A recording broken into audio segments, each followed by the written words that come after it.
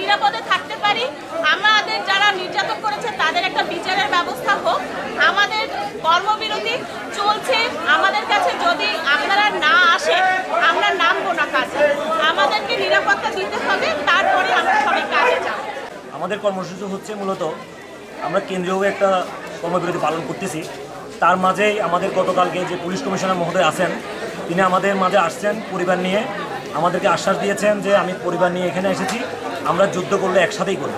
কিন্তু দিন শেষে রাত 9টার সময় উনি সেনাবাহিনীর হস্তক্ষেপে, সেনাবাহিনীর প্রোটেকশনে উনি বাইরে চলে গেছেন। আজও পর্যন্ত আমরা কোনো দেখা পাইনি।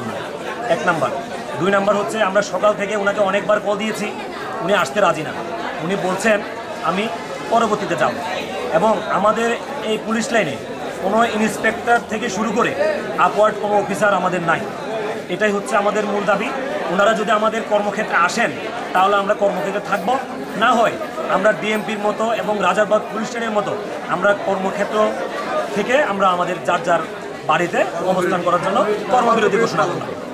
আপনাদের এখন মানে চাহিদাটা কি চান আপনারা? আমাদের চাহিদা হচ্ছে আমাদের যে সিনিয়র অফিসাররা আছেন তাদের মূলত আমাদের ইউনিটে আসতে হবে।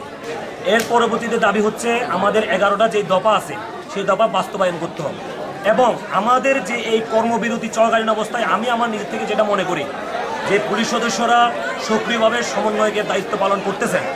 আমরা গুজবে শুনতেছি বা এমনি জানি যে অনেকের চাকরি থাকবে না, কিন্তু আমরা চাকরি করতে আর রাজি না।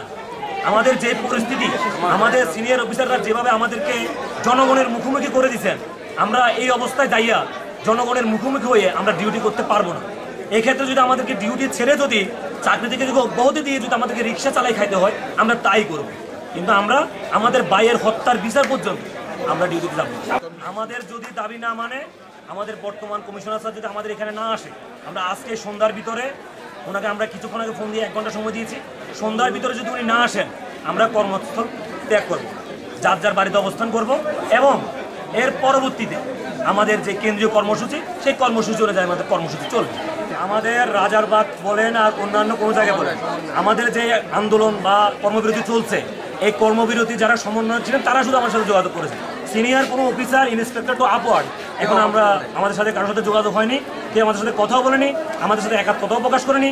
আপনি একটা দিয়ে বিবেচনা করেন, আমরা আজকে এই পর্যন্ত গত মাসের 1 তারিখ থেকে শুরু করে যে 6 তারিখ পর্যন্ত আন্দোলন চললো সরকারের, সেই আন্দোলনে আমাদের কনস্টেবল থেকে শুরু করে ইন্সপেক্টর পর্যন্ত অনেকেই মারা গেছে, কিন্তু কোনো সিনিয়র অফিসার মারা যাননি বিদায় ওনারা আমাদের সাথে কোনো একাত্মতা প্রকাশ করতেছেন না।